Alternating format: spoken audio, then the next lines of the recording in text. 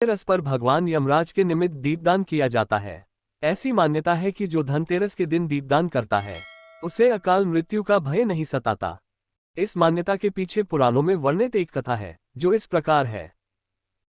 एक समय यमराज ने अपने दूतों से पूछा कि क्या कभी तुम्हें प्राणियों के प्राण का हरण करते समय किसी पर दयाभाव भी आया है?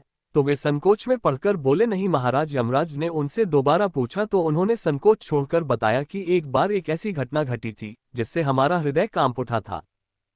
हेम नामक राजा की पत्नी ने जब एक पुत्र को जन्म दिया तो ज्योतिषियों ने नक्षत्र गणना करके बताया कि यह बालक जब भी विवाह करेगा उसके 4 दिन बाद ही मर जाएगा। ये जानकर उस राजा ने बालक को यमुना तट की एक गुफा में ब्रह्मचारी के रूप में रखकर बड़ा किया। एक दिन जब महाराजा हंस की युवा बेटी यमुना तट पर घूम रही थी तो उस ब्रह्मचारी युवक ने मोहित होकर उससे गंधर्व विवाह कर लिया। चौथा दिन पूरा होते ही वह राजकुमार मर गया। अपने पति की मृत्यु देखकर उसकी पत्नी बिलख बिलख कर रोने लगी। उस नवविवाहिता का करुण विलाप सुनकर हमारा हृदय भी कांप उठा। उस राजकुमार के प्राण हरण करते समय हमारे आंसू नहीं रुक रहे थे। तभी एक यमदूत ने पूछा, क्या अकाल मृत्यु से बचने का कोई उपाय नहीं है? यमराज बोले, हाँ उपाय तो है। अकाल मृत्यु से छुटकारा पाने के लिए व्यक्ति को धनतेरस के दिन पूजन और दीपदान विधिपूर्वक करना चाहिए। जहां ये पूजन होता है वहां अकाल मृत्यु का भय नहीं सताता। कहते हैं कि तभी से धनतेरस के दिन यमराज के पूजन के पश्चात दीपदान करने की परंपरा प्रचलित हुई। इस दिन सायंकाल घर के बाहर मुख्य दरवाजे पर एक पात्र में अन्न रखकर उसके ऊपर यमराज के निर्मित दक्षिण की ओर मुंह करके दीपदान करना चाहिए। दीपदान करते समय मंत्र बोलना चाहिए। रात्रि को घर की स्त्रियां इस दीपक में तेल डालकर 4 बत्तियां जलाती हैं और जल, रोली, चावल, फूल, गुड़, नैवेद्य आदि सहित दीपक जलाकर यमराज का पूजन करती हैं। हल जूती मिट्टी को दूध में भिगोकर सेमर वृक्ष की डाली में लगाएं और उसको 3 बार अपने शरीर पर फेरकर कुमकुम का टीका लगाएं और दीप प्रज्वलित करें। इस प्रकार यमराज की विधि विधान पूर्वक पूजा करने से अकाल मृत्यु का भय समाप्त होता है तथा परिवार में सुख समृद्धि का वास होता है। दीपदान का महत्व धर्मशास्त्रों में भी उल्लेखित है। भगवान यमराज के अलावा धनतेरस पर भगवान धन्वंतरी का भी पूजन होता है।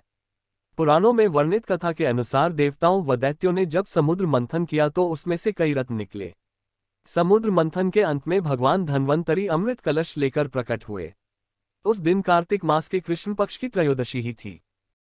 इसलिए तब से इस तिथि को भगवान धन्वंतरी का प्रकटोत्सव मनाए जाने का चलन प्रारंभ हुआ। पुराणों में धन्वंतरी को भगवान विष्णु का अंशावतार भी माना गया है। सर्वप्रथम नहाकर साफ वस्त्र धारण करें। भगवान धन्वंतरी की मूर्ति या चित्र साफ स्थान पर स्थापित करें तथा स्वयं पूर्व दिशा की ओर मुख करके बैठ जाएं। उसके बाद भगवान धन्वंतरी का आह्वान करें। इसके पश्चात पूजन स्थल पर आसन देने की भावना से चावल चढ़ाएं। इसके बाद आचमन के लिए जल छोड़ें। भगवान धन्वंतरी के चित्र पर गंध, अबीर, गुलाल पुष्प, रोली आदि चढ़ाएं। चांदी के बर्तन में खीर का भोग लगाएं। इसके बाद पुनः आचमन के लिए जल छोड़ें। मुख शुद्धि के लिए पान, लौंग, सुपारी चढ़ाएं। भगवान धन्वंतरी को वस्त्र अर्पण करें। शंख पुष्पी, तुलसी, ब्राह्मी आदि पूजनीय औषधियां भी भगवान धन्वंतरी को अर्पित करें। इसके बाद भगवान धन्वंतरी को श्रीफल व दक्षिणा चढ़ाएं। पूजन के अंत में कपूर आरती करें। ऐसा माना जाता है कि समुद्र मंथन के समय धन्वंतरी हाथ में अमृत का कलश लेकर निकले थे। इस कलश के लिए देवताओं और दानवों में भारी युद्ध भी हुआ था। इस कलश में अमृत था और इसी से देवताओं को अमृतत्व प्राप्त हुआ। तभी से धनतेरस पर प्रतीक स्वरूप बर्तन खरीदने की परंपरा है। जय मां लक्ष्मी।